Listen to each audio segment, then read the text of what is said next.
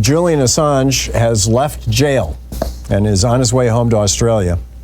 The founder of WikiLeaks, he had a trial, or he pled guilty this morning to a crime in the Northern Mariana Islands off the coast of Guam. It's a U.S. territory, so it was a federal courtroom. He's been held for 5 years in the Belmarsh prison in London, and before that, for 7 years, he was hiding out in the Ecuadorian embassy before they kicked him out. So that's 12 years he's spent in jail. I think that's probably a reasonable period of time given what's happened. This is the guy who worked with Donald Trump Jr. and the Russians to blow up the 2016 election. Julia Yaffe wrote a great piece about it for The Atlantic. It's titled "The Secret Correspondence Between Donald Trump Jr. and WikiLeaks," and I encourage you to look it up.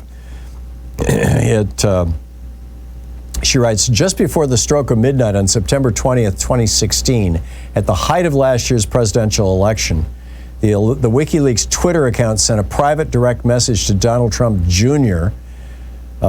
Saying, quote, "A PAC-run anti-Trump site, PutinTrump.org, is about to launch. The PAC is a recycled pro-Iraq war PAC. We have guessed its password and see about for who is behind it. Any comments?"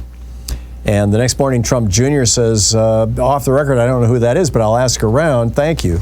And thus begins this correspondence between Julian Assange and Donald Trump Jr., or at least between WikiLeaks and Donald Trump Jr. A fairly long correspondence that lasted right into the Trump presidency.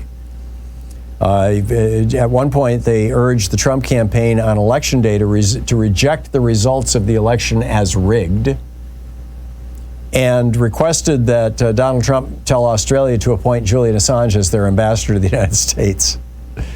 In 2016, when Trump Jr. met with Natalia Veselnitskaya, I could never say her name right, she had emailed him an offer of information that would incriminate Hillary. And he said, if that's what you say it is, I love it. And that brings him into WikiLeaks. And WikiLeaks, Julia Yaffe writes, played a pivotal role in the presidential campaign. In July 2016, on the first day of the Democratic National Convention, WikiLeaks released emails stolen from the DNC servers that spring by the Russians. The emails showed DNC officials denigrating Bernie Sanders, which just went off like a bomb at the convention. On October 7, less than an hour after the Washington Post released the Access Hollywood tapes, WikiLeaks released emails that hackers had pilfered from the personal email account of John Podesta, Hillary Clinton's campaign manager. On October 3rd, 2016, WikiLeaks again wrote, quote, "Hiya, it'd be great if you guys could comment or push this story," again talking to Don Jr., attaching a quote from then Democratic nominee Hillary Clinton about wanting to just drone WikiLeaks founder Julian Assange. Trump Jr. responds, "Already did that early today. It's amazing what she can get away with." 2 minutes later, Trump Jr. again writes, "What's behind this Wednesday leak I keep reading about?" And that's how Roger Stone the day before had said that Wednesday Hillary Clinton is done, #WikiLeaks. So here you've got Julian Assange conspiring with the Russians and Donald Trump Jr.